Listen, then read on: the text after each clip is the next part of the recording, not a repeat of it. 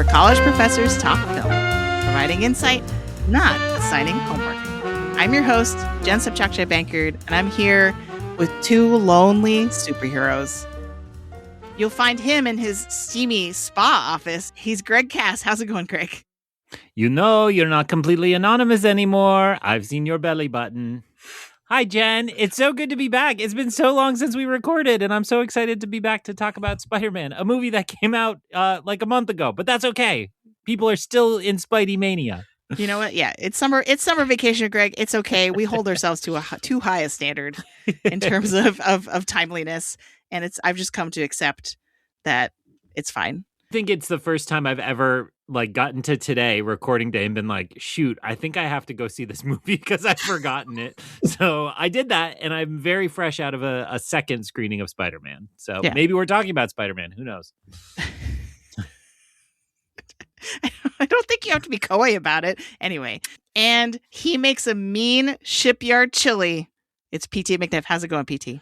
Look, I got one rule in this house. You don't touch anything, you don't move anything, and you sure as heck don't ask me any goddamn questions about anything. I'm doing great, Jen. How are you? I'm doing great, feeling very satisfied. I chose the correct prompts to get the correct quotes from both of you. That was perfect. So, dear listeners, in case you haven't figured it out, those were all references to the film we are here to review today, Spider-Man Brand New Day, which has taken the summer box office by storm. That is actually probably an understatement of some kind. It reached $2 billion worldwide in 3 weeks. It's been breaking all kinds of records. It's going crazy. We're going to talk about it. Greg in the chat meekly requested maybe don't demand accent work. I don't think either of us nailed that. I disagree. I disagree. I think we did great. The fourth film in the Tom Holland Spider-Man run, Brand New Day, picks up after the cataclysmic events of Spider-Man No Way Home, in which a universe-saving spell causes everyone to forget who Peter Parker is. We have questions about how that works exactly, but it's fine.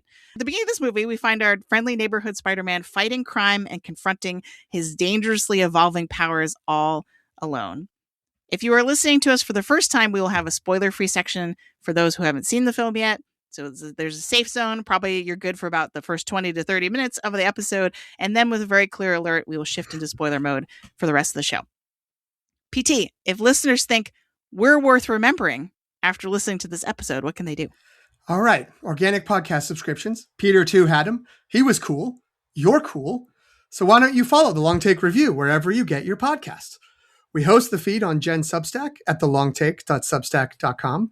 But you can also find us on Spotify, Apple Podcasts, Overcast, YouTube, and many more. Wherever you're listening right now, you can find us there. You can also follow us on social media. We are on Instagram, Threads, and Blue Sky at The Long Take Review. You can also find us on Letterboxd. You can follow the account at LTRpod, or you can search for the hashtag LTRpod to see what each of us individually has been watching. Jen? Thanks, PT. So, as always, we're going to start with the short take. What was everybody's reaction to Spider-Man Brand New Day? Greg, we're going to start with you because you confessed to having watched this movie again today. And so we're going to really lean on you during this episode because I saw it a few days after it came out. So it's been a minute. But what did you think? Sure. You know, if listeners somehow are listening to this and missed that you did a Spidey preview show without me due to scheduling, I just want to say go back and hear what these two, what their history is with the Spider-Man franchise. And friend of the pod, Colby Mead, did excellent job for me. Across all my podcasts, we get Colby when I'm not available. And I'm like, wait, I like Colby. I'd like to talk to Colby sometime. But that's all right. He's very ably filling my shoes wherever he goes. So for Brand New Day, I just want to say, you know, Jen and I have been living alone in a thatch hut on Marvel Island for a long time. And all of a sudden, everybody's back on this island and $2 billion worth of people are arriving. And I see PT's face. Yes, technically, you have to be on the Spider-Man Isthmus to Marvel Island for this one to count. They're slightly different brands. They're slightly different things. But I will actually frame this in. My son and I went and saw it again this afternoon, both of us for the second time. And on the way home, my son was like, Marvel's back. And I thought it was really telling that he felt that, because, you know, he was of a young age when he did actually see Endgame in the theater, but probably that's irresponsible parenting. And then, you know, has been through a lot of these, and he and I have seen, I think, every Marvel movie. He might have skipped one here or there, but he felt watching this that it's like it's fun and cool to be watching Marvel again. And I think the hype towards Doomsday that's been building around this is all helping that. But you know, Spidey is always a good time. I love a lot of the Spider-Man movies. I don't think this one's going to be my favorite ever, but my low expectations going into it, I think I said on Hype Draft, I was a little nervous about it because they weren't showing us much. But I'm positive, and I do feel a little that Marvel is back energy. Although again, Spider-Man kind of never goes away. He's a dependable character that people just connect with. And I thought that this was refreshingly different for a Spider-Man movie, yet the powers that be, the director, the writers, I think it's the Community writers, right? Chris McKenna and Eric Summers. I think they I think they realized what worked in the previous trilogy of these movies and carried through the best pieces while making the stakes of No Way Home still very real and felt. If they just kind of hand waved it away, like I think some of us thought they would, I think that would have been disingenuous. So big thumbs up for me. I think I was a 4-star on Letterboxd. Today's screening, I almost bumped it up to 4.5, but I kept it at 4 because I do think it's got a little bit of bloat and a little bit of we need to have everybody here, but why not? I think my initial review had it right, which is Spider-Man is really cool. I get tired of it not being about Spider-Man sometimes. So I'll pass it to PT, who's actually never visited Marvel Island. Where are you? Are you jumping in a raft? I also pre-wrote a bit where I was going to do the Fantasy Island thing to Jen and go like, de plane, but I realized I didn't like know that property well enough to really let it out. So go ahead. I'm on the Mandalorian Grogu raft where I looked like Odysseus in the later parts of the Odyssey, just like lashed to wood in thinking about how much I enjoy Mandalorian and Grogu. And I saw that for a third time in theaters at one of the like 12 last theaters showing it in America before I saw Spider-Man Brand New Day, which is probably maybe says a lot about me. Anyway, that said, I enjoyed this movie quite a bit. I do actually think this will be up there as one of my favorite Tom Holland MCU Spider-Man movies. I think it's in the conversation with Homecoming as my favorite of his iteration.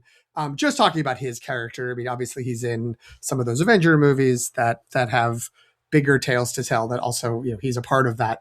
But for his stories, as we sort of were discussing in that preview episode with Colby, Greg, sorry you weren't there. We'll get you and Colby together at some point, I promise. But I think that this one worked really well. It does do a lot of the things that people are kind of grumble about in terms of Marvel movies, but it does it really well. It's like, oh, right, this is a formula that worked, where it's like you can have a main character and you can bring in all these different other people from different corners and little side tangents almost of the MCU. And that's fun. And it feels like I'm reading a comic book because yes, of course, like this person shows up. Oh, he gets to go have a conversation with that random person for a page.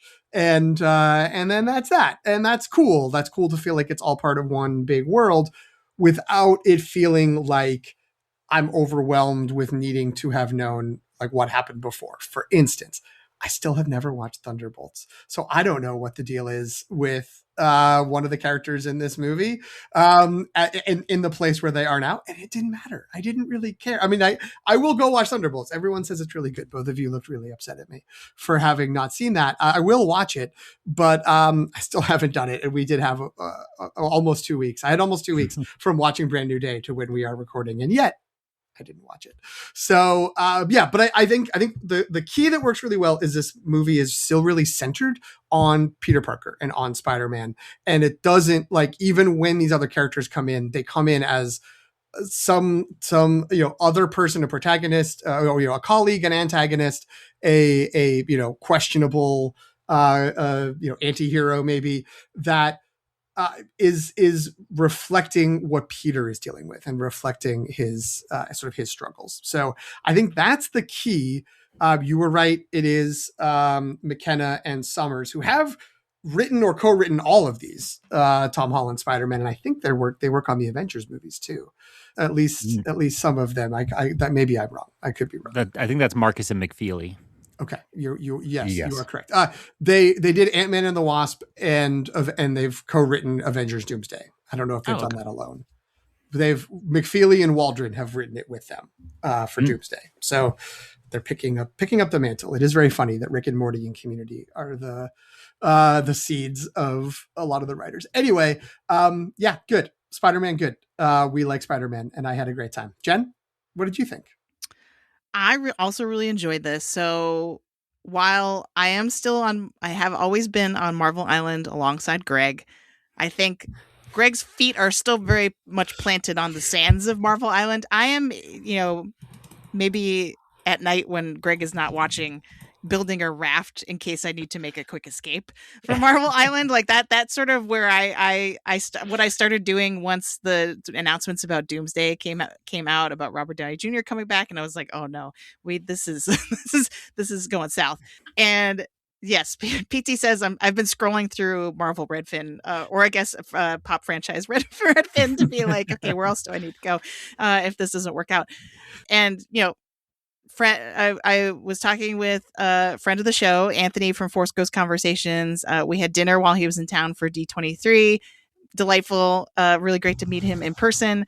And he was like, "The train's about to leave the station for Doomsday, Jen. Are you boarding? Are you getting on the train with me?" And I was like, I'm on the platform because the newer trailer looked much better than the first one, but I'm still a little, I want to protect my heart, right?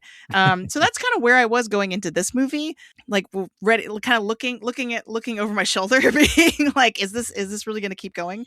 But I'm happy to report that this movie, it roped me right back in. I was like, this is great. We can do this still. There's hope. And the reason for that is because it is very much a very, very good Spider-Man movie, even a great Spider-Man movie, but it also has a lot of MCU-ness in it. Just the supporting characters with, great supporting cast. A lot of characters that we were already familiar with from the MCU do appear in this movie. And to me, it all felt very thematically coherent. And that made it so that I was kind of pleasantly surprised at how sophisticated the theming of this movie was and how the emotional depth that it managed to reach. It really is too bad that PT hasn't seen Thunderbolts, because that was the first movie that I thought of as, like, if I were putting together a recent MCU double feature, I'd probably put these two movies together, just because they seem to be preoccupied with a lot of the same ideas about loneliness and isolation and being kind of like in a rut with your life. and what do you do about that, and like leaning on other people and reaching out to other people. And so I actually was like pretty moved by this in the end. And I thought Tom Holland's performance in this is spectacular. Like, he really, for all of those haters who were like, he's out of his depth in the Odyssey, I feel like this movie is just going to put them back in their chairs and be like, no, like, stop hating on Tom Holland. He's great. The criticism, and we can get into it in spoiler mode more, but the criticism I do understand, I don't share, but I do understand, is the thing that Greg was talking about the bloat, because there is a point at which this movie feels like it could end, and then it kind of opens up into another movie. And like, I didn't mind that because I was interested still in what was happening, but I can sort of see people feeling the runtime more because of that, to be like, oh, it's trying to be two different movies at the same time. But yeah, I won't say anything else about that until we get to spoiler mode.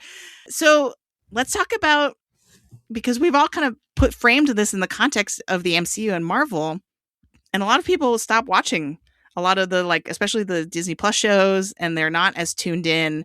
So I want to, in the recommendation algorithm in which we establish the audience of a film, I want to start by talking about that question of like the homework, because people are generally allergic to doing movie homework now, right? It got reached a saturation point, and this is not just with Marvel, but also with something like Star Wars. Like, people seem like they want to be able to just drop into a movie and enjoy it and not have to have watched a bunch of other stuff first as a prerequisite. So, like, how do you feel like this movie does?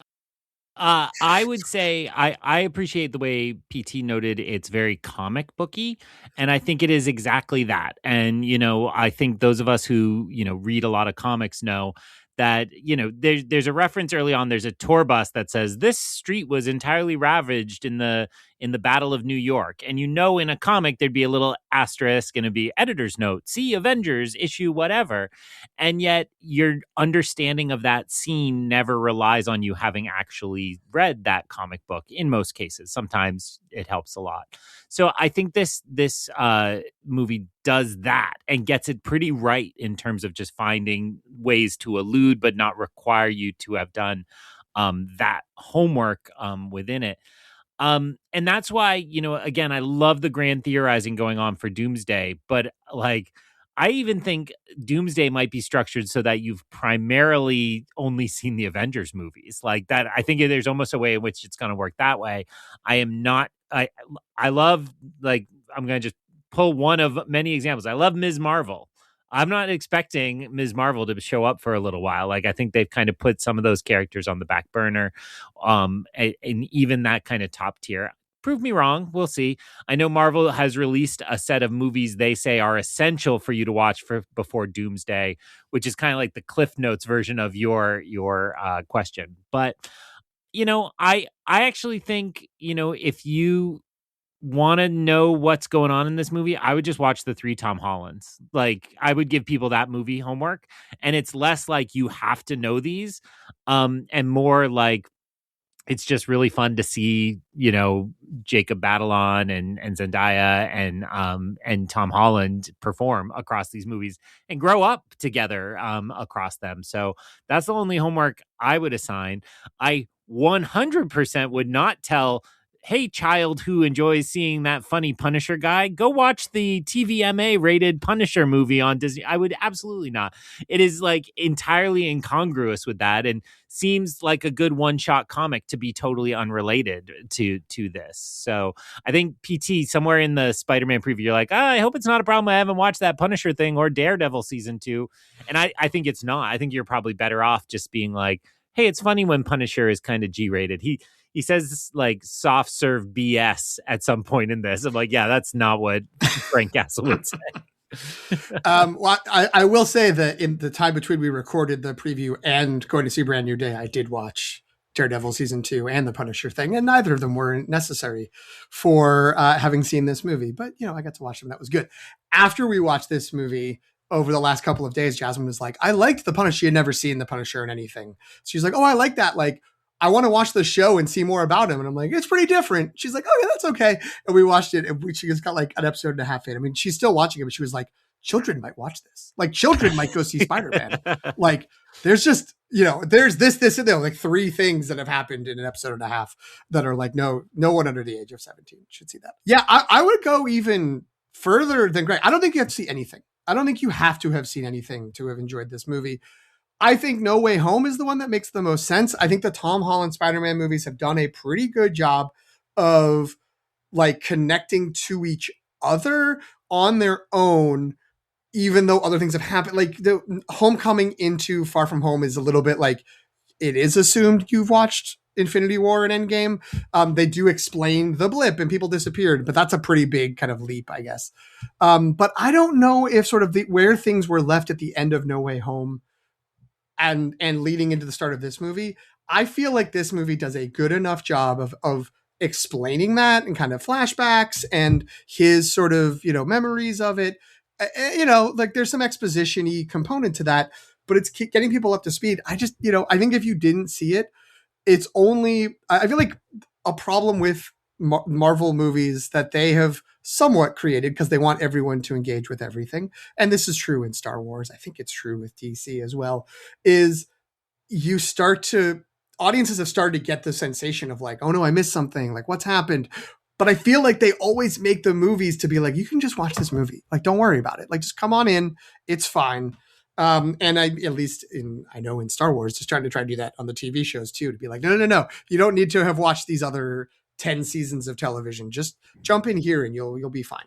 And I think that's smart. And I think it's also just a good thing to take in, that it's almost never, and certainly not here, there's nothing that happens in this movie that's crucial to the narrative of this movie and the evolution of the characters and the way they interact with each other and the sort of emotional resonance you may get from that necessitates you coming in with knowledge of what happened before. It might help you to be like, oh, I get that. Oh, I know that reference. Oh, I recognize that person.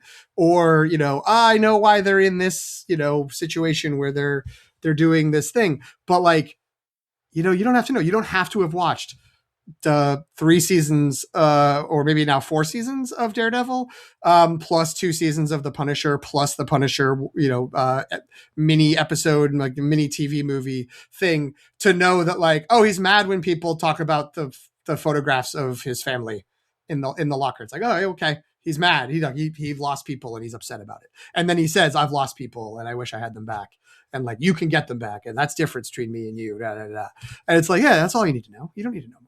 So, if it leads people back, like, again, I'm probably going to watch Thunderbolts. I was probably going to do that anyway, but I still haven't. But now I'm more into the idea of that because of what Jen said, because of what I saw in this movie. That's great. That's great for Marvel. That's great, for maybe seeing new things or more things that people may like. But I don't think people need to feel like they need to have seen homework. It's worth watching the Tom Holland Spider-Man movies because they're fun. But go see this first if you want to just see a Spider-Man movie. As long as kid got bit by a spider and now he has these powers, which you probably do from pop culture, then you'll be able to enjoy this and follow along. My small, I don't even know if I call it a counter argument to that, is that I do think No Way Home is really beneficial, not for a plot exposition perspective, because I think you're right that they do enough in this movie that you don't need to have you don't need to have seen No Way Home to understand what's going on. But I do think that the emotional investment in the central trio of Peter, MJ, and Ned, I imagine is a lot more powerful if you have seen No Way Home and you understand the emotional stakes kind of what happened between that movie and this one. So that's all I'll say. I was really happy that I had just rewatched No Way Home. It was for our preview episode, but that it was pretty recent when I went to go see this movie. Well, and the Marvel logo at the opening does a nice job of kind of elegantly like reminding you, at least. I don't know if somebody who's cold would understand it, but you see the script lines of Peter telling Doctor Strange to do the spell, and then it shows scenes from the movie, and Peter Parker is evaporating from them, so you kind of understand, what has happened. Or again, better as a refresher, but yeah, and I just want to put in a plug because I've been the one who hasn't said it yet. I actually think Thunderbolts * The New Avengers is very good, and people who skip that should definitely go back. And I think not just for the connective tissue of a certain character here, but I just think it also is thematically tied into this. And another franchise, maybe another superhero franchise that had an entry this summer, tried to do the like disillusioned superhero thing, and it really didn't work as well. And yet both Thunderbolts and this movie really show you like kind of how hard this life can be and have this nice kind of resonance. There's something really cool going on between those two movies that I think a lot about my students. So I teach primarily 18 and 19-year-olds. And, we're getting pretty distant from the pandemic, but they have been socially roughed up for a long time. And I don't think we're quite at the end yet. And I do think a movie like this really speaks to that. And I am not going to offer a theory that that's why the box office is so good, because I'm not smart enough to know that. But I do think when I look at, the kids I teach, they are hurt by what has happened during their lifetime, and it's hard. I mean, take COVID right through to like extreme partisanship, which means they are kind of more guarded about making connections and who they talk to and befriend and date and all those things. And I just think the movie here really speaks to the historical moment in that way, and I think it's really well done in that regard. So, hey, if you're lonely, get help from Spider-Man, but also maybe someone professional if you're in that serious need. But also Spider-Man. I mean, I don't want to be dramatic, but that's why we have art, man. That we got to understand ourselves and understand our world, and that's it. Right. I want to respond to like 5 things you just said, but I think it's probably better to do that in spoiler mode. Does anyone have any other non-spoiler thoughts? The only other in terms of where we're doing a recommendation algorithm, right? Is technically where we still are. I would say this is the first Spider-Man movie since Spider-Man 2, Sam Raimi Spider-Man 2, that felt like this movie is mostly about Spider-Man, not the other characters around Spider-Man. Even though there are a lot of other characters, but again, I feel like he's very central and he is sort of established. He has time to be Spider-Man. There's like, some sequences where it's just like, yep, he's just out there doing his Spider-Man stuff, like fighting this villain, that villain, like helping people in the street. So if, there is a lot of MCU elements. If you're someone who's like anti the MCU, you're really over it. You don't want to be lured back. You're very resistant to it, but you did like the Sam Raimi, Tobey Maguire Spider-Man, those first two, especially I think the second one. This one feels a lot like that, where it's a more established Spider-Man a little bit further along. And it's worth giving this a shot, even if, you're maybe someone who eye rolls at the MCU and the Tom Holland of it all. Like, I think this does a good job of having that kind of emotional element to it. I don't know if it's as good as Spider-Man 2, but that's okay. It's primarily rooted in the ethos of Spider-Man. Yes. Yeah. I think is the fundamental thing, as opposed to Spider-Man as like a side character in his own movie. Some people complain about the other. It not only feels like a comic book, it feels like a Spider-Man comic book, especially the first like third of this, which I mean is great. Like that's what I want. That's what I want from Spider-Man. And my last thing before we go into spoiler mode, I just want to put a flag in. There's a really weird connection between this movie and Teenage Sex and Death at Camp Miasma. And if you've watched the trailer, I think you know what it is. And it's very bizarre. And clearly nobody drew the connection. So I think it's very hilarious when that happens. When two movies have an element that is so closely linked to each other and they accidentally, seemingly both stumbled upon it. So that's it. Just a deep tease. See you next week for Teenage Sex and Death at Camp Miasma. Amazing. I actually don't know what you were talking about because Me neither. I'm excited to figure it out. Yeah. Same. All right. Because those are because that's really a concentric circle of audiences that care about these two movies. Like I don't know. Anyway, except for us weirdos over here. All right, so I think that's sufficient. This movie's gotten our endorsement. Go see it. If you do not want it spoiled, this is the place to shoot a web and swing away. So, spoilers for Spider-Man: Brand New Day coming at you.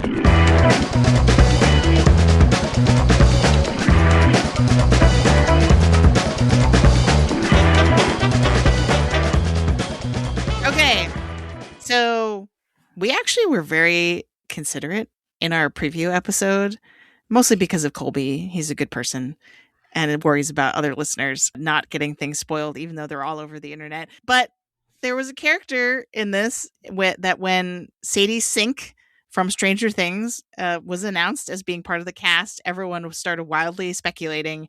And it kind of became clear that she is she going to play Jean Grey? Yeah, she's probably going to play Jean Grey. Guess what? She did play Jean Grey. It happened. And so I just love the idea of it's supposed to be a secret, but it's kind of an open secret because everyone kind of knows that's probably who it is. You know what I mean? And I definitely feel like that panned out exactly in that way with this one. So what did you think about this? I guess, were you surprised at all by Sadie Sink's role as Jean Grey in this movie? How do you think they handled, this is a huge character in Marvel canon. How do you think they handled the introduction? What are our thoughts? I mean, it was very interesting because I had heard all the speculation and it was very funny to watch people pull out every other female redhead character that's ever existed in a Marvel comic to be like, actually, it could be this person. It might be this other character instead of like the most famous one, setting up the team that Marvel finally has the rights to make movies about again. And then the movie was unfolding and there was the character that was able to manipulate things with her mind and jump from body to body. And I was like, oh, I wonder who this is. I wonder who's playing that. And then like they showed like part of her face. I'm like, oh, it's a woman. I wonder what woman that is. And then she finally took her. I'm like, oh, right. It's Sadie Sink as Jean Grey. Like I totally forgot. Like I got so wrapped up in all the Spider-Man stuff earlier in the movie that I wasn't thinking about it in the movie itself. So I think that's good. Like to me, I think that's good because I feel like, you know, the bad comp for it is Star Trek Into Darkness and Benedict Cumberbatch. He's not Khan. Like he's somebody else. He's John Harrington, whatever the guy's name was supposed to be. And then it's like, my name is Khan. It's like, yeah, we all knew you were Khan, dude. And like, it was actually very frustrating that you pretended you weren't. But I thought this worked out okay. There is something interesting. And this is where it starts to be like, I guess I don't know enough about Jean Grey and the X-Men. I've read some X-Men. I somehow missed the big cartoon in the 90s that everybody watched that like that got people really into the X-Men. But I've seen the movies and I remember her and I like her, but also everyone's always like, and it always goes back. Like the portrayals always ends up not working. Famke Janssen or Sansa Stark. I forget her real name. Sophie Turner. Thank you. And, that's like, we get this cool setup and it doesn't really work out. So I believe I've heard that like, this is not exactly a good comp of Jean Grey's powers. It's like sort of a weird, like other characters do this in different ways. It's not like what Jean Grey does in the comics, the way that she is portrayed here. Okay. But like, I thought this worked in terms of introducing this character. It does have like the moments of the movie where it feels the most like, let's hit pause for like 10 or 15 minutes and let's introduce this other character who's going to come in. Like the character in Wakanda Forever, where it was like the MIT kid. We're going to talk about this kid for a little while because there's going to be something for them later. The Jean Grey sort of flashback moment felt the most like that. It felt the most like, okay, we've ceded this movie to somebody else, but it was cool and it worked. And like, I don't know, Sadie Sink is good. And Sadie Sink's like, a good performer because it's Sadie Sink and because of the way she's treated when she's sort of kept in a seclusion space and sort of tortured by these government-y officials. It was very 11 coded from Stranger Things. So that also felt a little bit like, oh, okay. Like, okay, that's what we've done with Jean Grey. But yeah, so I don't know. I think it worked. I liked it. I enjoyed the way the character was, went from antagonist to, an unlikely ally, very similar to the implied Spider-Man Punisher prequel that doesn't exist, where the Punisher is an enemy and then has become his friend. Like, oh, and then Jean Grey will be his friend. That's fun. Probably over time, but I understand there are quibbles about it and I think they're not wrong, but I'm not like necessarily upset about the quibbles. Greg, what did you think about Jean? I generally am very positive on it. I actually was laughing to myself because in the theater today, I was thinking a lot about the Wrath of Khan / Star Trek Into Darkness because there is this funny thing that when that movie came out, it was like we're in a different timeline. We're not bound to canon at all, but okay, we're making a second one. Let's pretty much redo the second one and we'll just like invert a couple things. And I do find when I watch this movie that it is a little bit of a repeat / inversion of Spider-Man 2, which is the Spider-Man No More, where Tobey Maguire is kind of confounded by life overwhelming him, so he loses his powers, where it's this inversion where Tom Holland is confused and overburdened by life, so his powers are intensifying, right? And it's like this funny kind of resonance with it as well. My son got really into X-Men 97 at the beginning of this summer, and after watching the first season of that, he asked if we could watch X-Men movies. And this is actually before the Doomsday trailer came out. And so we have been living X-Men all summer long whenever mom is busy reading or out of the house. Sorry, my wife works in publishing, so she has to read a lot. That's not like she's eating bonbons while I like parenting or something. Like it's her job and she has to go read. We've put on the X-Men movies. We're through. We haven't watched the final kind of canonical X-Men, which is Dark Phoenix, relevant to this. So we've seen Sophie Turner arrive as Jean Grey, but not seen her get to do the Dark Phoenix plotline. And we shifted into the Wolverine tangent and are working our way through up for debate whether I'll let my son watch Logan. Again, irresponsible parenting always on the table when it comes to me. Greg, sorry to interrupt. How many good X-Men movies have there been? Few. So like I would say X2 and I would say First Class are like I'm not even hesitating. Those are good movies. Okay. And then I'd be like, on X-Men and Days of Future Past. And after that, it's a lot of dross. Like it's rough stuff. So, which is really a shame because these are great characters and they're powerful and so on. And I should say Logan, Logan is fantastic. We haven't gotten there yet. And I actually like Deadpool and Wolverine quite a bit as well. Sean Levy hesitations aside. So, I just shots fired all over the place. Who wants to catch some strays? Like, let's go. So, I don't want to touch half of those takes that you just said. But okay. So I will say, having lived X-Men all summer, it was really, really fun to be there with my son. And I actually went through roughly the same cycle as PT, but like a week before the movie, because the trailer really emphasized that we didn't know who the bad guy was, and it was doing the hopping between characters. They showed you some of that, and it was like 3 days before the movie came out, I turned to Henry and I was like, man, like it only now occurred to me that we're seeing evidence of like a psychic and we've heard the rumors about Jean Grey. It's got to be Jean Grey. Like I never connected those two pieces of the kind of spoiler puzzle. So I was a little disappointed that ended up being kind of so naturally right. But despite that internet rumor being around forever, it seems, it was shocking to me, the gasps in the theater. Like people were stoked when her name, and it's a good reveal, right? Her name appears on a screen first, and then we really get to see her, or something like that. It's pretty close. So it worked really well.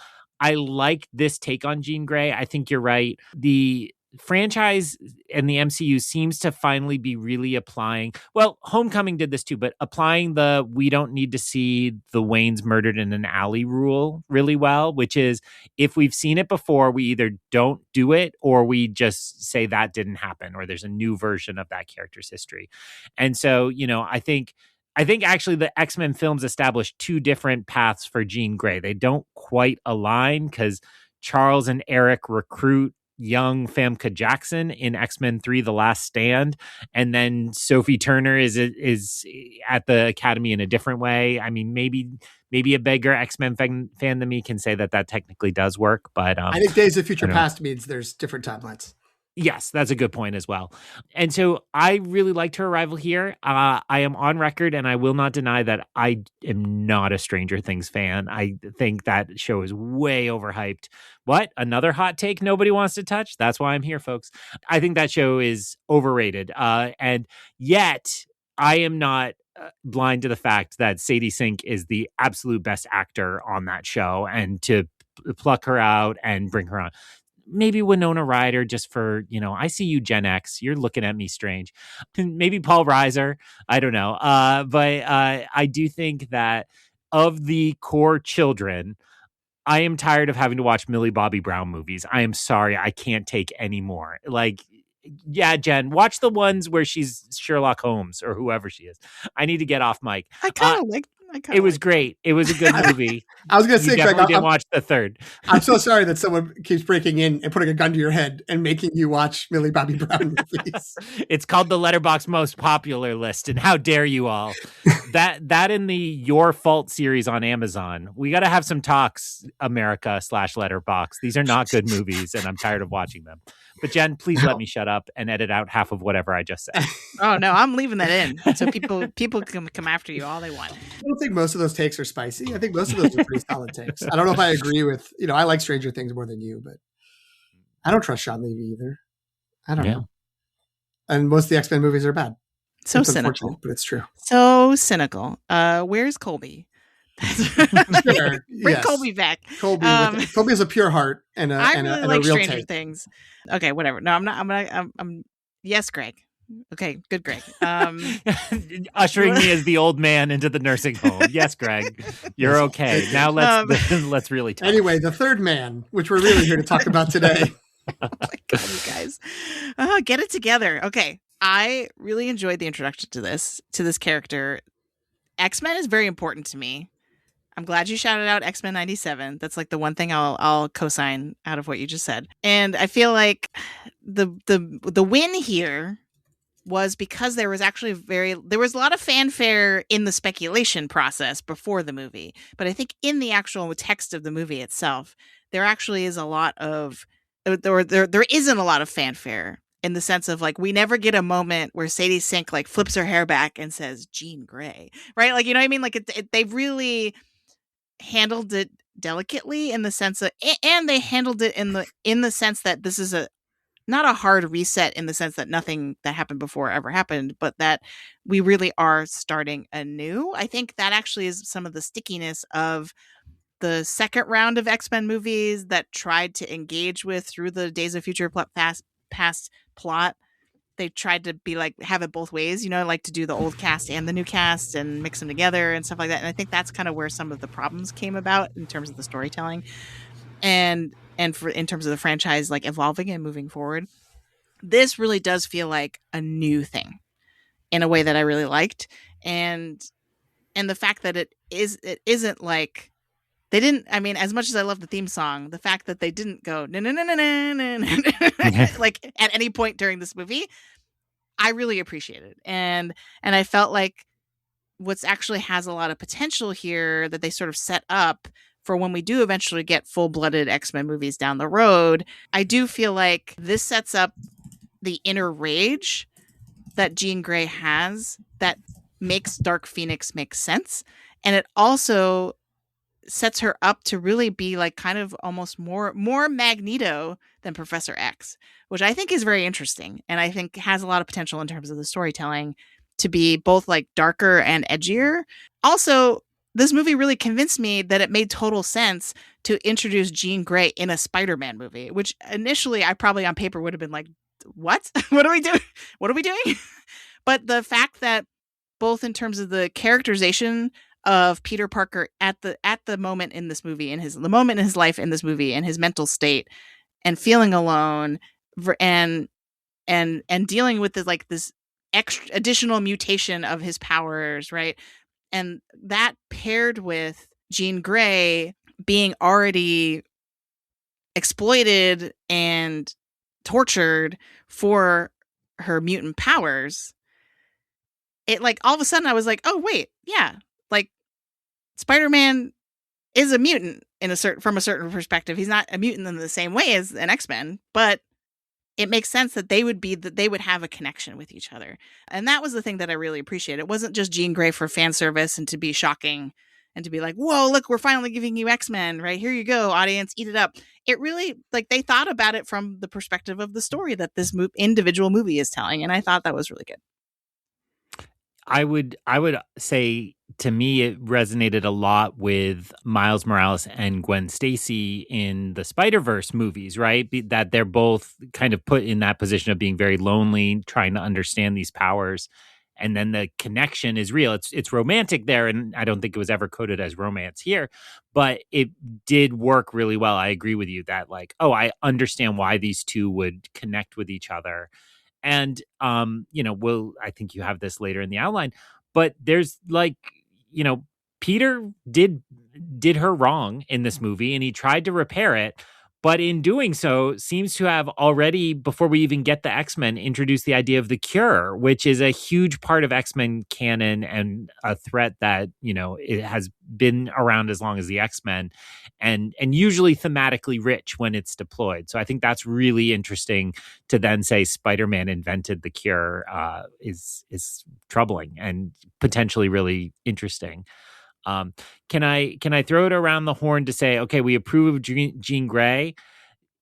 It sounds like we had fun with Punisher and think he belongs here. The one I'm struggling with is Hulk. Did Hulk need to be in this? Why is Hulk in this? How did you feel about the Hulk? The Hulk is the most cuttable element, but also I feel like the thing about the Hulk is Has there ever been a good Incredible Hulk movie that's just about the Incredible Hulk? I mean, there's the Ang Lee one, and there's the Edward Norton. Who was that? Louis Lederer? I don't know how to pronounce his name. Anyway, the early MCU one. But like the Hulk is great because you're like his deal, even more so than Spider-Man. It's like you've got his deal. He doesn't want to get mad. He gets mad, and then he's sad that he was mad. And like you can do that in like 10 minutes and have a big action scene where he's hulking out, and that's fun. And so like that moment when he's like grabbing, Hulk is grabbing at Spider-Man, and then he sees his reflection. Something happens that Hulk gets sad. I was like, oh, like I was still emotionally moved. Because every time I'm like, I'm still a sucker for the Hulk little mini arc that's, could be thrown into kind of any Marvel movie.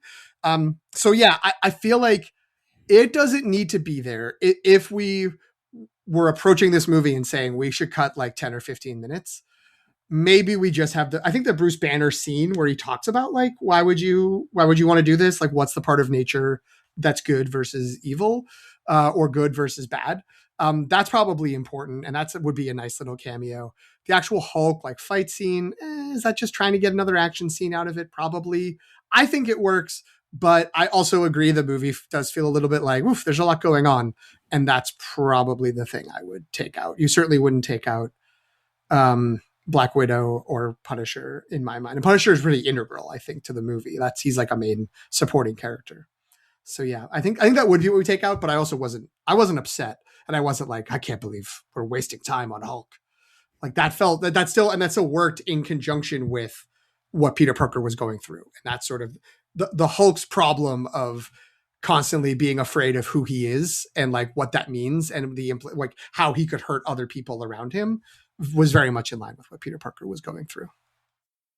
Yeah, I was going to say that part of it really makes him an essential counterpoint to Jean Grey, right? Because I think they represent kind of two ends of the spectrum in terms of philosophy about powers and the damage that those powers can do, and whether or not the damage should be controlled by damage control or otherwise. And I feel like like Jean Grey and her kind of perspective and her anger at damage control, or for people ostracizing her for her powers, or for people trying to control her powers or exploit her powers, like that feels like the mutants and people with powers, heroes with powers, should be able to be free to wield those powers however they see fit. Whereas Hulk represents kind of the opposite perspective of like he's always tried to suppress his powers, right? He's like, and other people can try to exploit him by making him mad, right? But that at his core, Bruce Banner does not want to become the Hulk, and I feel like because Peter Parker is sort of torn between those two poles, right? And finally at the end, he kind of resolves that tension by saying, I'm both. I feel like that his storyline was really essential. Also, like just the fact that like Tony Stark is gone, he's the next in line in terms of like science forward characters in the Marvel universe, other than like, and Reed Richards is not yet in this timeline. So like, I do feel like that was the logical, if Spider-Man needed science help, like he's the next logical character in the MCU to date, like that he could go to, if that makes sense. So to me, it worked. Well, and it is funny that like, I don't understand at all what's going on with the contract and the rights to the Hulk, but there's something about we can't have a Hulk standalone movie. And I don't know if Marvel needs to throw him in every once in a while. I also like, didn't he go to space when we last saw him in She-Hulk? Like there are definitely, we're in this moment where I think behind the scenes, Marvel has pruned off what they were building towards with Kang, and we're going this other way. So they're just going to let some of those things die off, but we're not sure which. I do have an answer to your question. So Universal still owns the rights to the Hulk, but they worked out a deal where no one else is allowed to make a standalone Hulk movie. So as long as the Hulk appears with other Marvel characters, it's okay for someone who's not Universal to be making that movie. And does Universal just not have any interest in making a Hulk movie? I mean, like we said, they tried a couple. I'm sure one of the failed ones is a Universal movie, isn't it? I think both of them are. Yeah. Because the MCU started at different movie studios, not Disney. Right. Because Disney hadn't bought Marvel yet.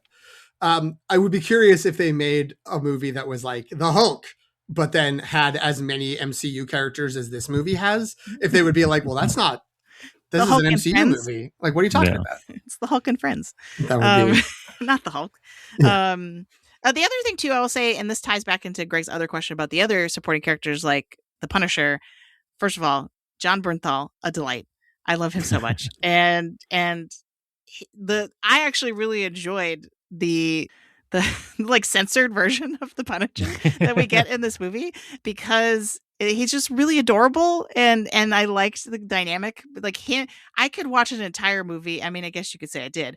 I could watch an entire movie of just Frank Castle and Peter Parker, or Punisher and Spider-Man, just like bickering with each other and getting into it and like arguing while they're trying to fight. I thought it's all of their scenes were really funny and heartfelt, and I really bought the sort of weird mentor-mentee relationship that they sort of have. Or maybe that's the wrong framework to use. Like older brother, little brother, I think is what Tom Holland has said in interviews, or maybe John Bernthal. I thought it worked really well, and the idea that like they can both make each other better because they are so different. I really appreciate it, especially Spider-Man rubbing off on the Punisher and like teaching him how to be, like softening him in a way that made sense in the context of this movie, right? And making him believe in humanity more and not be so cynical, I think worked really well. But I had another point that but that scene where both of them are fighting the Hulk, I don't care what we have to do to get that scene in the movie. It's amazing. Like it's like, and I felt like that was the joy of that scene, was just watching three very different superheroes matching up their skill sets, and like where it sometimes it worked and sometimes it really didn't. Like the idea of like the Punisher who has no powers and is just really good at shooting and blowing up things, trying to fight the Hulk and being kind of like, because they have some line where I think Spider-Man's like, you just don't want to fight the Hulk, right? And he's like, like it's really funny. Well, I'm stealing this directly, but I will cite. So Joanna Robinson, who is currently on House of R and wrote a book on the MCU and is an expert, pointed out that Kevin Feige has said like that scene is a dream, and you're right. It's those three fighting and Jean Grey off screen controlling one of them, and you know, the kind of immediate take was like, wow, Kevin Feige, what a nerd. And Joanna Robinson brought up the excellent point that Kevin Feige is actually not a comic book guy. Like he doesn't have those dreams of that. So if you think about it, like why that's a dream come true for Kevin Feige, it's like, oh, I scored Hulk from Universal. I finally pulled back the Netflix Punisher, and now I've pulled in the Fox X-Men. And it's kind of, I mean, it's gross, but it's like in terms of corporate like synergy, it's like, oh my God, like Marvel has kind of, after having to sell all its action, right? Marvel's mom, who I think was an evil dad, sold the action figures at a yard sale. And then slowly but surely, Kevin Feige has been going house to house, collecting them all back up and finding ways to pull them all together. And so, and Sony Spider-Man, of course, that's the obvious one, but not the obvious one. And so finding a way to pull all those together is pretty spectacular, and does show you at what point we are at with the MCU. And yet I just want to agree. At no point in that was I thinking like, oh, more MCU, got to cross over, more Homer. It's like, it's just so much fun, and it's really great to have them all overlapping in that way as well. I do think first of all, I think that Kevin Feige dreams of piling up contracts and cash instead of actual characters interacting, is what you're trying to say. Yeah, I do think that stretch of the movie, even though I do like the Hulk, is when it's a little bit like, okay, like this, it's dragging a little bit. And I think part of it is that like, maybe I just sort of like knew right away that like damage control was bad. And it's like, it took a little while to like have that be the reveal that it's our friend from Severance and Final Reckoning was going to be like the bad guy or a main bad guy in this. And I think that's, you know, maybe that got stretched out a little bit too long. I don't know if you have to cut any of the action scenes to do that. Maybe it would have been nicer to have that a little bit sooner. I don't know. Maybe it's just because I have played at least the first the original and the Miles Morales Spider-Man video games that have come out in recent years. I haven't played Spider-Man 2 because I'm waiting for it to go on like a legit deep sale, which of course now it won't for a very long time because everyone's on Spider-Man again. Yeah, the sales did unbelievable the week after this came out. But yeah, it wasn't like a discount, but I'm waiting for like, it's gonna be down to like $20 and I'll grab it. And it's like, no, it's down to like 40. But those games are great. And the movie clearly, what like part of brand synergy was pulling from when they were doing montages of Spider-Man doing stuff, especially early on. It was villains who were in that in those games, and it was finishing moves and sort of action camera setups for how fights work in that game. And so and even there's a little bit of Ouroboros of like, well, you swing through the city in that game to feel like the Spider-Man movies, and which in turn feel like the comics and blah, blah, blah, blah. But it really felt like, oh man, yeah, this is great. I love those games. This is so much fun. And damage control is just bad in those games. So it's like, okay, it's damage control. We're going to spend all this time. Oh, and they have the hand. Oh, what a surprise. That they're bad guys. So I all that is to say, I wonder if it's less, there are too many characters or too many fights here, and more the pacing of the revelations of that plot element. I get that it works, that we're trying to like stop Jean Grey and capture Jean Grey, and then after that is that's a fun little Spider-Man moment of insight when he realizes that this guy had lied to him about what he remembered when he was under the spell. But might have maybe if they had pushed that up a little bit. See, I feel like to me it was so obvious from the get-go that damage control was bad, because damage control in every other Marvel property so far has been bad, right? Like, I'm sorry, I watched Wonder Man. Like, you know what I mean? Like I'm still in it. I'm still keeping up with what the status of damage control, and I was like, that can't be right. Damage control is still bad. We still don't like them, and I'm like, oh, so it must be that the film is trying to, maybe I'm giving it too much credit, but trying to establish dramatic irony so the audience knows that Spider-Man is kind of walking into something. And I prefer to think of it that way, because then it's like the smarter interpretation of like, they did it on purpose. And it was supposed to be so we were afraid for Spider-Man. And it could also play into, we don't expect people to have seen other things. We don't expect you to have watched Wonder Man. We don't expect you to have read the comics or have played the video game. So, you can be surprised. But and then they took away Wonder Man season 2 to make you feel even worse for having watched it, which is still because that's Dustin Creighton, the same director. Yeah, was deeply involved in that. And I was also thinking we swapped out a Secession star for a Severance star, right? So there is something where a prestige TV person shows up in a Marvel movie, you have to like pull away from that. So just because I don't think it will come back again, I want to say, I think if we're trying to piece together why this movie is doing so well at the box office, I don't think the video game is an insignificant part of that. I think you have a huge audience that has played those games, really loves them.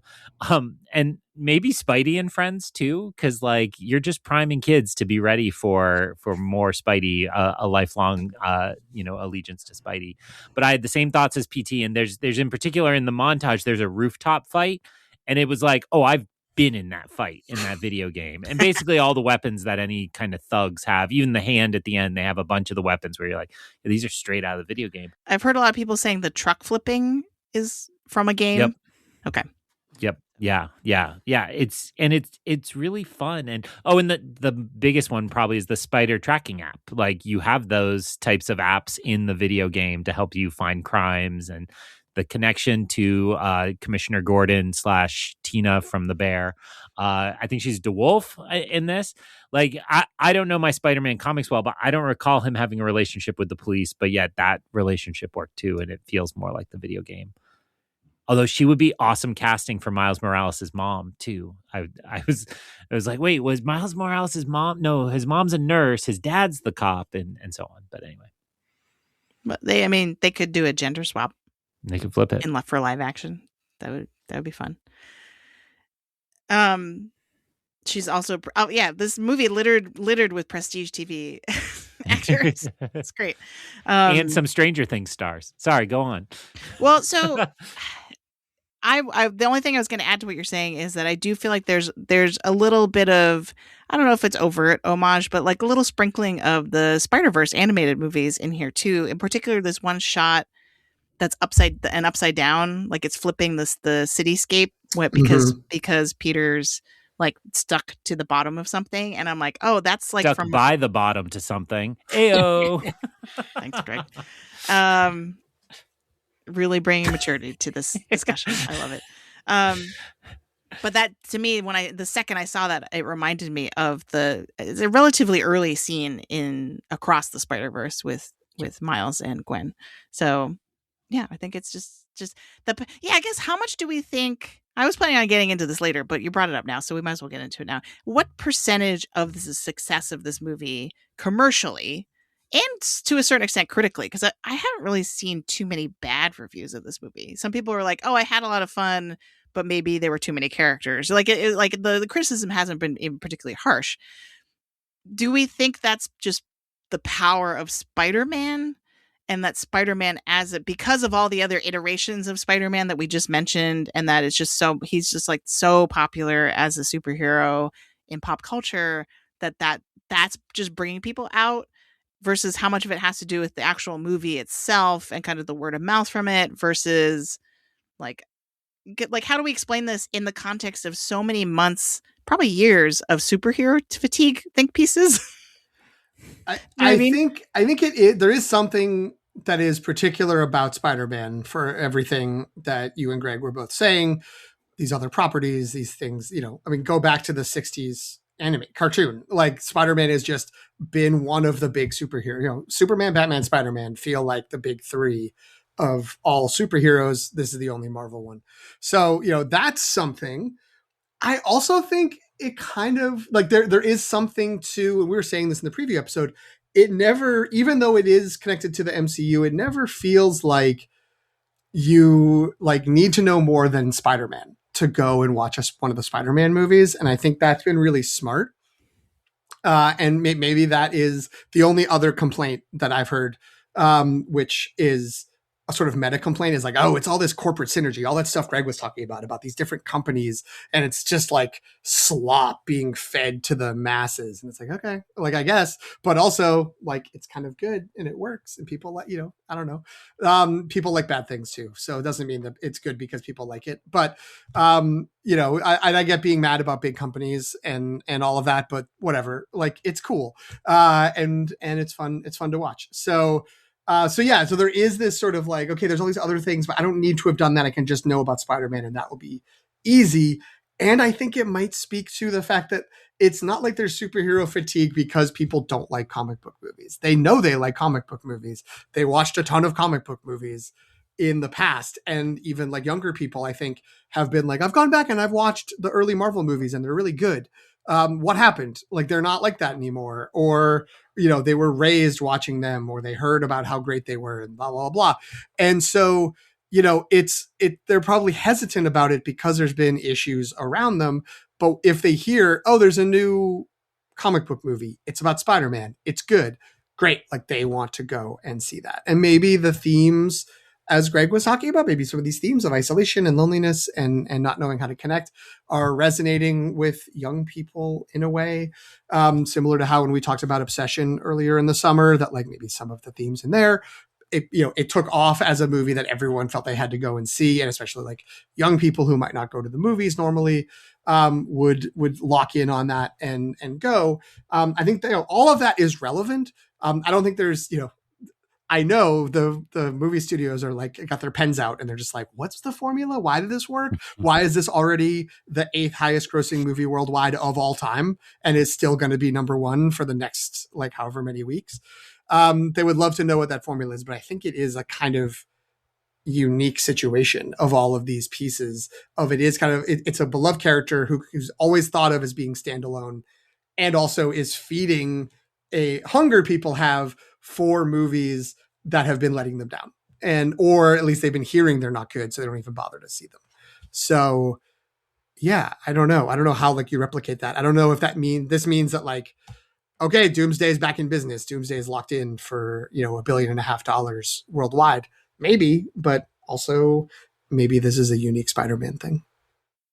I think there's also a certain amount of goodwill that has built up from these Spider-Man standalone movies that makes them immune to the MCU criticisms to a certain extent. You know what I mean? Like people have compartmentalized to be like, well, those Tom Holland movies, those are good. Right? And so they aren't thinking about this movie necessarily as a part of the bigger MCU machinery, even though it definitely is when you watch it. You know what I mean? Like I'm like, we're still on New Avengers? Like big potatoes? Like, okay.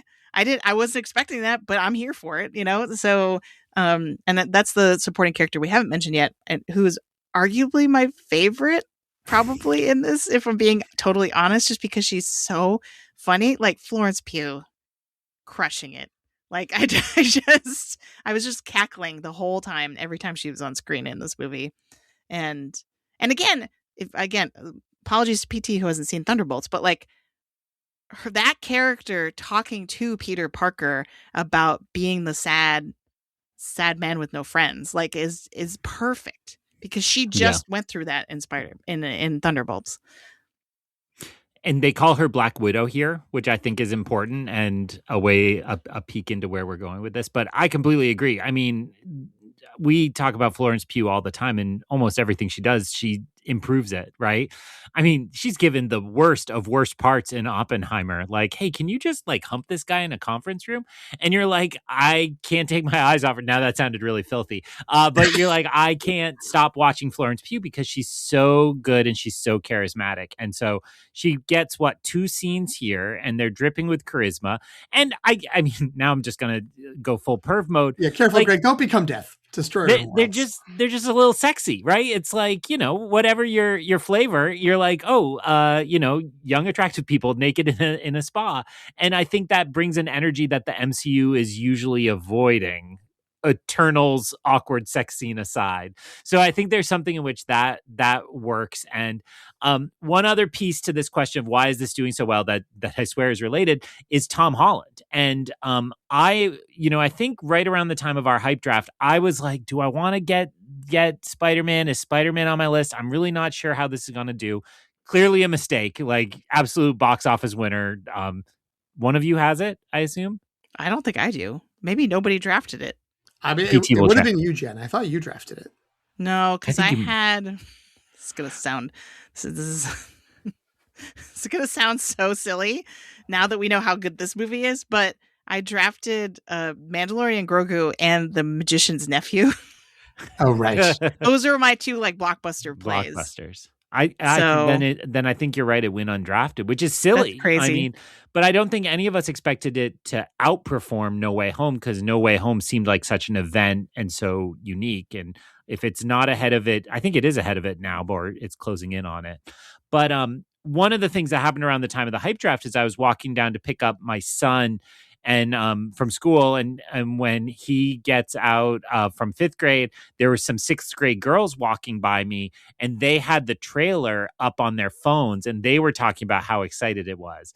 And I think there's a way in which, like, for kids around that age, like let's say 10 to 18, Tom Holland and Zendaya are like the biggest movie stars they have, and they love them, especially Tom Holland. And how many times do you go on the internet and just see his umbrella dance going around yet again because it's incredible. I know my son is very excited for the Legends of Zelda movie, and they finally cast it, but forever there was an internet rumor that it was going to be Tom Holland. I'm like, it's not going to be Tom Holland, but he was sure it was going to be Tom Holland because he's so beloved and to that age group. So I think, again, all of that, and then like you take like, and now he's being a little flirty and he's in his underpants with Yelena, like it's all kind of like pulling in that teen emotion, angst, wants, and it worked really well. And she brought out a side of Peter we hadn't seen. I mean, Peter also got hit on in the elevator, and he's like, "No, I'm good. I'm just gonna go sit upstairs and be a lonely sad boy." I mean, I would also say that I think the other half of it, of the charm of Yelena in this movie with Spider-Man, is she kind of matches his earnestness in a weird way. Because I'm thinking of the Zoom call where she's like, "Okay, goodbye." You know what I mean? Like it's like she's just so like lighthearted and not dour because I guess because she has gotten past what the events of Thunderbolts and now is like in a much better place. So I thought it just worked. And again, the thing that was tantalizing to me was the mention of the new Avengers and the even though, it was funny and she says it in the accent, it's great. But like the big potatoes, small potatoes thing to me was very significant because on the one hand, Spider-Man historically has been kind of a ground level New York specific superhero, right? And only in this run of Tom Holland in the MCU has he kind of been pulled into like other stuff that's more global and goes to Europe in that one movie. And like so the idea that running in the background, it was really reassuring.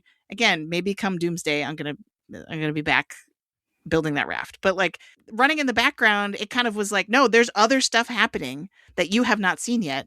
The new Avengers are out there while this movie's happening. New Avengers / Thunderbolts are out there dealing with the big potatoes, right? And that is a really fun like foreshadowing of like, yeah, don't you want to see the new Avengers movie now? So, which again, there's after Thunderbolts, I thought like they were just going to weirdly disappear. So I was really happy to see her in this movie. Well, don't forget the stinger at the end of Thunderbolts is the Fantastic Four arriving, and the really lame stinger at the end of this movie tease is probably suggesting a Spider-Man is coming with the Fantastic Four from their dimension, right? Did you? Okay, can we talk about that for a second? Because what does that stinger actually show us? Is it that it's not our Spider-Man is pinging as being in space? Because that's initially what I thought it was, and then I was like, wait, I don't think that's actually what's happening here. But logistically, can we just clarify what happens in that stinger scene? Well, there's a spider sighting in space. That's all. That's all we know. Like, I think factually, having not seen Thunderbolts, having not known there was a space arrival from the Fantastic Four, I guess, I had assumed what that was something's going to happen that puts Spider-Man in space, and that's why he's not in Doomsday. Okay, that's what I thought. I was like, this is a nod to Secret Wars, which is presumably what Spider-Man is involved in while Doomsday is happening. Or again, do you think there's does that another not work from a comic canon perspective? Well, I don't know. So my read on that, and this is partially informed by comic reading and partially informed by internet speculation. So the big event that causes Secret Wars is an incursion where two dimensions in the Marvel Universe crash into each other and collapse on themselves, creating a new battle world dimension. It's very weird, just putting that out there. And presumably that's what's happening during Doomsday. So I believe the Fantastic Four are coming from space to warn that the incursion is about to happen. Multiverse of Madness established incursions in the MCU and that they are extremely unstable and dangerous. So I read the final scene as there is another Spider-Man detected that is coming from another dimension. I would imagine that his name is Tobey Maguire, but maybe Andrew Garfield, although I think he's busy fighting peasants in England. It's not Venom? Yes, he is. Yes, I don't think Greg. So. But I will say that you asked, I think you used the word logistically, what is going on? Logistically, it makes no sense because the app is established as people report sightings. And so now logistically, it has to be somebody in space reporting that they saw Spider-Man out there. Like it's not a DNA tracker or something. So I think it really makes no sense. I will say it was a big old wet fart when that, like everybody waited in my theater for that. And then that's all they showed. It was like, oh, we should have left. I think it should have been a mid-credit stinger. But then people would wait and get nothing, which is also a problem. But, they need to go back to Spider-Man Homecoming and the talk from Captain America. Yeah. So yes. you waited for something and it didn't pay off. So I'd say listeners, and I'm thinking in particular about my neighbor and friend Colby, other Colby, who's not a non-podcaster Colby, who likes Marvel and knows a lot about Marvel comics. I really should have done my homework and asked him about this, because I'm sure he would be like, guys, like, this is what's happening, because he knows from the comics. I think I'm pretty close. Okay. I'm gonna give myself at least a B, but there's always somebody who can correct you more. But I think that's pretty solid. My dumb Spider-Man comment before we go any further into like real content is, why isn't Aunt May buried with Uncle Ben? Like, why is she by herself? Oh, anybody know? He's next to her. He's next to her. You just don't see his separate headstone. Yeah. And Peter's not going to put some flowers down for him? He did that before the scene. And I mean, so here's this, like, I don't understand whether he exists in this universe or not. I thought he didn't. No, in Civil War, when we first see him, he mentions his Uncle Ben and that he died. Okay. That does come up. Right, but it seems like he didn't really know him in the way that he knows Aunt May, right? Like, it's like, because Aunt May is the Uncle Ben in his timeline. In terms of the role that he serves in his life. In terms of saying the quote, which the quote gets a nice corollary here, really nicely done bit of writing. Although in Civil War, he says something about like, oh, my uncle, like he died. And he always said, like, if you, and he gives like a garbled up version of great power, great responsibility, which was sort of a joke at the time. And, like, and you really want me to something. bust your noodles? Yes. He's Adam mean? Scott. He's Adam Scott, plays Uncle Ben. Does anybody know where? Is it Madam Web? Madam Web, Oh. deep in it. So Adam Scott, I believe, is playing Ben Parker, and as I recall, is Dakota Johnson's partner as a paramedic in an ambulance. And I believe Peter Parker is born in the course of that movie because What are we doing? Because they do like a paramedic call to help his nephew. Or his sister or his sister-in-law. So I there is a canonical Sony-verse Uncle Ben, but I don't know if the MCU agrees with that or not. Let's talk a little bit more about X-Men, because we were supposed to do that like a half an hour ago and we forgot. So not Madam Web. Come on, give the people what they want. Madam Web content. All right, let's just do 5 minutes on Madam Web and then it's Morbin time. Oh no, I actually have seen that movie. I don't want to talk about it. I saw Craven, so you all lose. Like, you win. We lose the turkey. We should be nicer. Spider-Man, we want it that way. Okay, so D23 happened, as I mentioned earlier. If you want details on all the news that came out of there and what was there, please follow Force Ghost Conversations. I'm sure Anthony will be doing an episode where he kind of gives the rundown of his whole experience there. However, for the purposes of this conversation, I thought it was the timing seemed very well planned out, that this movie came out, did super well, introduces Jean Grey, and then we get another casting announcement for presumably the X-Men movie that's coming out. And Greg put this in the chat so I would remember. May 2028. May 28. May 6th, 2028. May 6th, 2028. Mark it on your calendars, people. Tickets probably available next week, knowing the way they're going. I already did that for the Odyssey. I can't do it again. So I'm just going to read through the cast that got announced at D23, and then we could just react to it for a little bit and then move on. So Kit Connor as Scott Summers, Christopher Abbott, who I believe is having a baby with Aubrey Plaza. Thank you. Oh.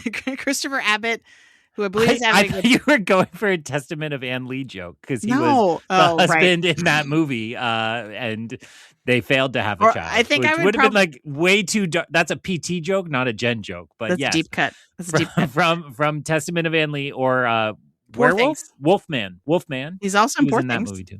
Poor Things. He's the dirtbag husband in Poor Things. Yeah. Anyway, he plays. None of that is important. Well, he's also in Girls with someone else we're going to talk about in a second. Oh, very Yeah. true. That's really the new talent pool. I've seen the memes about that already. Yep. But let me just read this list, okay, guys? Christopher Abbott as Professor X, Samara Weaving as Emma Frost. Ready or Not. What? She's Oh. from Ready or Not Yes. or other movies. Bill mean- and Ted's third movie. Oh, She's one Carolina of the Caroline that she was Yes. in this summer, which was awesome. yeah. I But have go no on. idea who she is. If that's not apparent. Wow. She's one of the Margot Robbie bots that have been manufactured in Australia, Oh. and they including in Babylon, where she plays the woman who gets replaced by Margot I didn't make Robbie. it that far in Babylon. What? Um, the Boo. elephant or the rhino. Yeah, I just watched like barely the first act and then I stopped. I'm sorry. I shouldn't have committed that. We just lost a bunch of viewers. Okay. Can I just take this list from the top? I don't know. What list? Are we doing a list? Yes, there's a. Just kidding. Okay, never mind. I'll just keep going. Long take favorite. I'm presuming too much. Indy Navarrete from Obsession as Rogue. A lot of people said she was going to be Mystique. So what's going on with that? Including Indy Navarrete said she was Yeah. interested in being Mystique, but go on. She did not go to the Andrew Garfield media training about how to bungle keeping a spoiler a secret and lie poorly. And finally, Maya Boyd as Storm. So I'm gonna be honest. This list. Oh, and sorry. And finally, sorry. It's just the way this article is formatted is not helpful for this. Adam Driver as Mr. Sinister. I feel like this is a huge deal. But this list made me feel kind of old because I was like, who are these people? Beyond Indy Navarrete and Christopher Abbott. Like, I have no idea who the other three younger people are because I'm old and out of touch and don't see as many movies as Greg and PT. But I read that they've all been on Broadway in some form, except for maybe Indy Navarrete. Can we confirm this? Because that's exciting. I think that's correct. I know the woman who's playing Storm, whose name I've already forgotten. Maya Boyd. Maya Boyd is almost exclusively been a theater actress, and has done a bunch of Broadway. So that's cool. I think I vaguely remember Christopher Abbott doing something on Broadway, but I can't confirm for sure. I know Kit Connor was in Warfare, a movie I didn't see, but Greg did, and is going to be in the Elden Ring movie. Apparently was a voice in The Wild Robot, a movie we did see. So, that's good. I think I've seen Adam Driver in a couple of things here and there. Who's on Girls. My first reaction to this list is I think Marvel got really lucky. And like, I can see why a lot of these. So the one that stood out to me, of course, in this summer was Indy Navarrete. And it's like, I can see why this would be her second move, right? Go from the breakout indie to a kind of established franchise to make yourself a household name. But I'm so sorry, Marvel fans. I wanted so much more for her than playing an X-Men next. I think she has the blankest of blank checks, and I'm sure she got every offer in Hollywood. And there's no shame in taking franchise work, and there's no shame in getting a paycheck even, and I'm sure she'll do more than just that. But I was like, oh, really? Like that's all you got? And so that, and I, as I alluded to, I find Samara Weaving awesome. Like she elevates whatever she's in. I tossed this out, interrupting Jen very rudely, but she was in a smaller movie this summer, Carolina Caroline, which was like a Bonnie and Clyde story by the Dinner in America director and writer. And, was just awesome. And you're like, she's just a star. And those Ready or Not movies are really dumb, but they're fun for what they are. Right. So I am excited by all of those actors and Christopher Abbott. I do like in whatever I've seen him in when he pops up. Those are the ones I know best. And so this sounds like Marvel kind of hit the jackpot. I just worry that these actors are making decisions that maybe somebody like Millie Alcock would say, hold on, let me talk to you for a minute and see if this is the right move. She's like, wait, let me get these jewels out of my ears. Let me pick up one of my many, many phones that I can afford. they're probably okay. But other nerdier reaction, no Magneto. Does that mean No we're Magneto. not doing Magneto, or does that mean To later? Jen's point that Jean Grey was very Magneto coded, maybe Jean Grey is in the Magneto role, and they'll roll Magneto out later, or maybe it's just they haven't. The contract isn't Out fully signed Magneto yet. Yeah. It might just be that this is the main cast for the first movie that we're getting in 2028, and that they will continue to cast other characters that they will introduce in future movies should this one do well. Or is it? I might say it's even further than that. These are the X-Men characters that will appear in Doomsday, and then there's more X-Men characters that will be in the movie that they will deal with in the year and a half after Doomsday comes out to announce and get excitement when they're actually building up to that movie. But this is the one where it's like, you're going to know about them anyway in a few months. So I'm going to decline that theory because here's my theory. I don't think we touch these actors because it's too crowded with the old X-Men, right? Like, I think we have to set these aside for Doomsday and just bring them out next time. But to the point of all this, my son asked me, he's like, oh, will Jean Grey be in Doomsday? And I was like, I don't think that Jean Grey, but we might see the old. Anybody have Famke Janssen's number? I don't know.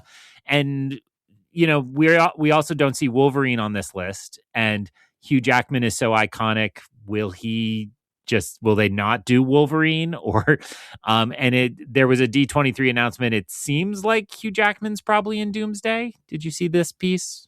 No, the hostage video from Ryan Reynolds. Hostage video. I'm not actually actuallying PT, but I'm saying my theory would be that you don't touch these characters. You just go with the old school X-Men. Then whatever happens in these two movies, you clean off the board, and we start fresh with that. Even if that's just they go back to their dimension and we do this here. That makes sense. I mean, I just appreciate that they had the wherewithal to despite my jokes about me being old for not knowing who a lot of these actors are. I do think it is a smart move to start this cast out young. It does feel like an investment where they want to make sure that these characters can sustain a long run, right, with these actors and not have to run into problems with them getting too old or too Oscar hungry or something like that. You know what I mean? Like, so I think that's smart. And again, the easy way to make this a genuine restart as opposed to still lingering with the previous versions of the franchise. One other point to make, because apparently when we talk Marvel, I just talk too much, is, one of the other theories behind why Spider-Man's doing so well is because we waited a long time since Spider-Man. If you're looking at what's flopping this summer, we just had a Moana movie. We just had a Minions movie.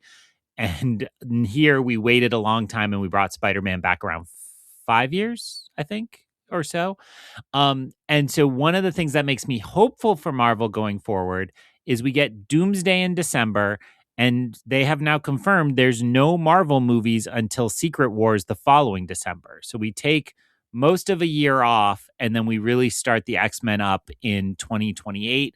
Perhaps, as is rumored, that it's going to be the Mutant Saga, that's kind of the next full version of this. So to me, I think that is a huge piece of the puzzle about why Marvel wobbled, is it just got overwhelming and there's just too much and the quality goes down. But if you can, it was striking to me as you both talked about Brand New Day, you rightfully kept saying and it's a good movie. And it's reassuring that matters, that when you turn out something quick or something chopped to hell in the edit, it doesn't do well, and word of mouth is bad, but word of mouth is clearly good, and the writing is good, and the acting is good. So that's reassuring. So a little scarcity, a little quality, and hey, we might be so back. So before we leave the topic of X-Men and I assume go to Oscars watch, I think we should spend a little time thinking about the kind of larger thematics of X-Men and what gets brought up. So Jen, why don't you hit that rhetorical situation music?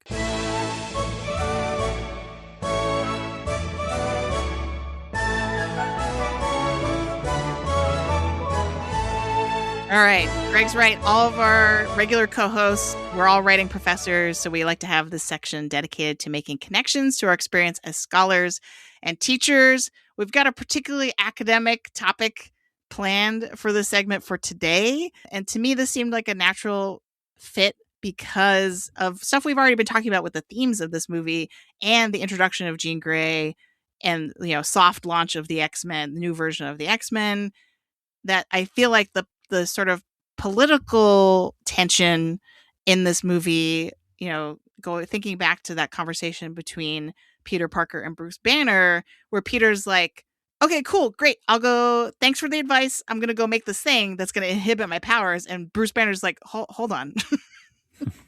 Hold on, kid. Don't and it's clear that Bruce immediately has reservations because he's like, he doesn't go so far to envision like a whole X-Men storyline of what happens when we can suppress a mutation and people's powers. But he does pause in a way that Peter doesn't. And so to me, I thought, again, it's like, it's a really smart way of putting Spider-Man's lore in conversation with the X-Men lore through this kind of like idea of mutation and science and technology. So I think, Jen, what you've done really nicely as we've had this conversation is we have a few strands here that you can pull together into those themes.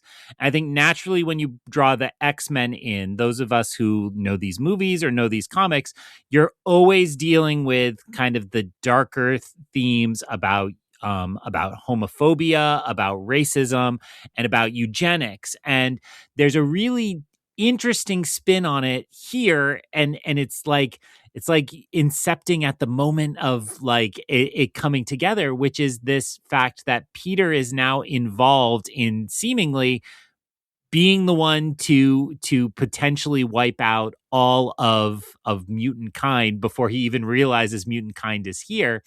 And I think you're right to put that into conversation with Dr. Banner about how do you decide what's good and bad. Now, Bruce Banner is a character in this universe who has already seen the Sokovia Accords and the Registration Act of the trying to get everybody under the control of a government. So I think there's this beautiful way in which you're recognizing there's a kernel of these strands of government control, biological control, and all of that kind of rich stew. And you recognize a kind of theoretical connection to that I think is really rich, and I don't want our listeners to miss out on. What I thought of, again, pulling back in the recesses of my grad school critical theory memory, I thought of Hannah Arendt. To me, she was most known for The Origins of Totalitarianism. And she's probably, if you look her up on Wikipedia, she's most known for this concept of the banality of evil. And in her work, which may or may not be the Origins of Totalitarianism, it could be a different book. I didn't check that, which is maybe bad. But she talks about this particular Nazi leader and she does kind of like a little biography of him that kind of shows that he wasn't actually like Hitler, like a sinister force overtly, but that he was just kind of a bumbling bureaucrat who then kind of unwittingly, maybe that's being too generous, but like, like that he seemed like an ordinary person who then played a big role in bringing about the Holocaust. Right. And so I have a really long quote, which I guess I'll read because you both got excited about it. So that's the context for the quote that I'm about to read that kind of explains this concept of like how evil actually comes about and how it actually is much easier to come about than we think.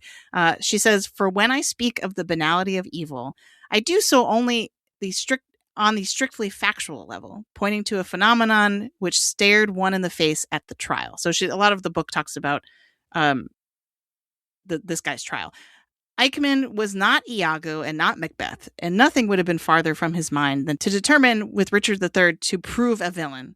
Except for an extraordinary diligence in looking out for his personal advancement, he had no motives at all. He merely, to put the matter colloquially, never realized what he was doing. It was sheer thoughtlessness, something by no means identical with stupidity, right? So he's a smart person So she's not saying that you need to be stupid for this to happen. That predisposed him to become one of the greatest criminals of that period. And if this is banal and even funny, if with the best will in the world one cannot extract any diabolical or demonic profundity from Eichmann, this is still far from calling it commonplace, that such remoteness from reality and such thoughtlessness can wreak more havoc than all the evil instincts taken together, which perhaps are inherent in man. That was, in fact, the lesson one can learn in Jerusalem. And so PT in the chat is like really coming to my rescue and checking my sources. That the book this particular quote is from is called Eichmann and Jerusalem, a report on the banality of evil. That was a lot of me talking and reading. Thank you for your patience. But so Peter Parker is Adolf Eichmann. I don't want to make that argument, but I feel like that's what this film is sort of inching us towards, this idea that Spider-Man and Peter Parker are so undeniably good, right? No one's going to be like, oh, Peter Parker, that's what the Punisher's for, right? Like Peter Parker's no one's going to be like accusing him of being morally gray. He's just unequivocally a hero, right? And so this idea that he is susceptible to not realizing and not thinking through the full implications of what he is doing when he is trying to make that little inhibitor, because he's just thinking about solving his own personal problem, right? Of like, my powers are going kind of crazy. I don't like it. I don't want to be more spider than human. I need this technology. And that's he's so laser focused on that goal that he hasn't even thought through something that Bruce Banner is kind of like, wait, what? Immediately, right? Like, and then Jean Grey also is like, I can't believe you didn't realize this type of technology could be used to oppress and suppress an entire race of people, basically the mutants, right? And so to me, that just seemed like such a much richer text than probably this movie will ever get credit for, and also a really interesting position to put Spider-Man in. Because presumably going forward, as Greg, I think, mentioned at the top of the show, like when we do get the X-Men, it's Spider-Man who's going to be blamed for inventing this technology. And I want to, could be. I mean, I want to put one more valence on it, which is Musker. Is that the guy, Tremaine Tillman's character? The head of damage control in this film is another level of that, because he started the chain of events of this by kidnapping Sarah and Metzger. And by kidnapping Sarah Gray, he starts this path, but he didn't do that to torture her. He did it, as he says, to try to incorporate. And I think you're right to kind of put this banality of evil idea when he's controlling the hand. He's like, oh, there were just some kids who needed a leader and I gave them one. What? Like, okay, like you now have a private army? We should talk about this, right? Imagine a country where two sisters could be in a park and they just disappear one on her way to get ice cream for the other, right? I think there are some real contemporary resonances that Disney is very slow to touch, but they are there and they're willing, they're there to be picked up upon, and that can be the start of, in order to protect these people, we have to do good, the good of protecting everybody in this society. We have to, kidnap and torture children and eventually kill one of them, probably both if he'd gotten his way, if Peter Parker hadn't intervened. So I think in a really Arendtian way, there's no good guy here, right? Like, it's in trying to do the good one, you end up getting to this place where a child is kidnapped and the last thing she's able to do is just send a psychic signal out to say VMAX to the others, which is, such this great MacGuffin that gets lost in the mix because it really means nothing. And I think that's what you face in a totalitarian state. Like, you're left with your scrap of humanity and it feels meaningless against the forces of oppression. And, great misdirect in terms of the movie, but also just like a harrowing kind of darkness underneath all of this. And to me, when you mentioned the banality of evil, the only other time I think we've talked about this concept or approached it is the concentration camp movie, Zone of Interest. Zone of Interest, right? And the way in which evil became systematized and like, oh yeah, you hear those things over the fence, we don't worry about it. And there's a way in which I think there's real potential for this to go very dark. And what would they do with Peter Parker in that? And what does it mean? I mean, it's Anakin, right? It's like, what does it mean when your greatest heroes are responsible for great evil? I think that I love what both of you are saying. I think, Greg, you're right that Disney probably doesn't want to touch this. And I like that they were just like, all right, well, we're going to have a private army and they're going to be working for people who are disappearing folks, but we'll do something crazy that will never look like reality. We'll give them shocker gloves that comes from the shocker. There's no chance that will ever look like something that's true. So, yeah, I mean, I'm curious if they will actually dive into that or if it will be just sort of kind of hinted at on the fringes here. And I'm curious because the VMAX thing, I have seen people be like, the VMAX thing was dumb because it didn't mean anything. And it's just sort of like, oh, that's too bad that you didn't like that because that is interesting. That is an interesting sort of like, oh, there wasn't a bigger, deeper secret. There wasn't another comic booky thing to unlock. It was just, she was trapped and she's going to, her sister was trapped and was going to die. And it looks like she was going to be following a similar place. And as both my co-hosts are saying in the chat that in the Daredevil Born Again series, it is very ice coded. It's very Trump coded when Kingpin becomes mayor. And apparently is just doing that mayor stuff and Spider-Man's kind of a part of it. Unclear how exactly we're squaring those circles. But yeah, it is interesting. The commentary that's in there if you're looking for it. I'm curious if they're willing to go so far as to have Spider-Man become the villain of the X-Men. That could be really interesting. It also could be maybe not what they want to do with fresh face Peter Parker, Tom Holland, where they're like, well, maybe we just want it to be good. And we'll say like, oh no, now an evil person is going to actually use that technology and you shouldn't have done that. And then kind of leave it at that. But there is interesting stuff in here. Yeah, it's probably much, much more likely that it will be Damage Control stealing this tech from Spider-Man that will then, like, they will be, I think they will be framed as more the villains than Spider-Man himself.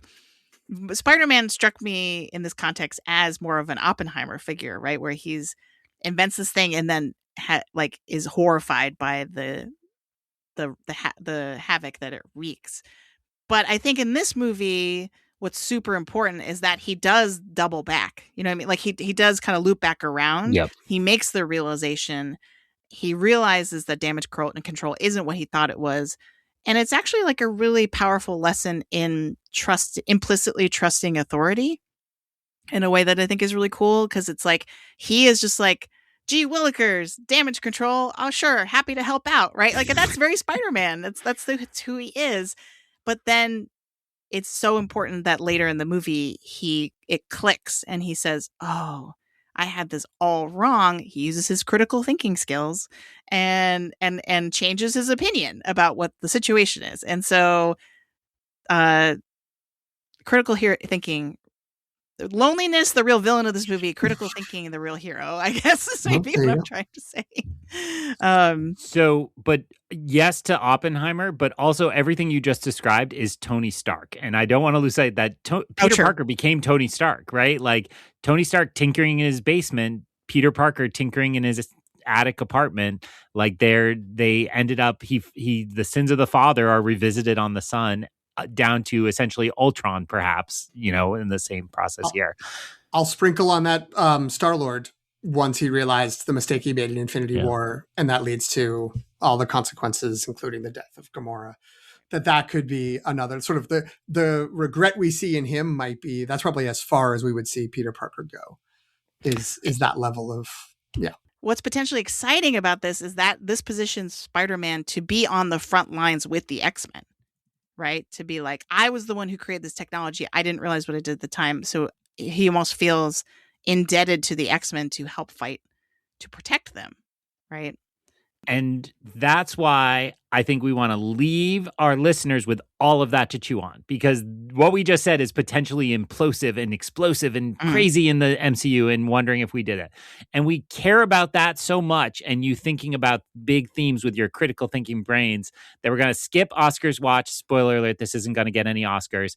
And we're going to skip plugs, because you know where to find us if you want to. You heard them at the top of the show. So is this all because one of us has a hard out that we came up against? Maybe, but you'll never know. Thanks, everybody, for celebrating Spider-Man Brand New Day with us, and we can't wait to welcome you all back for Pina Coladas on Marvel Island. Thanks, Greg.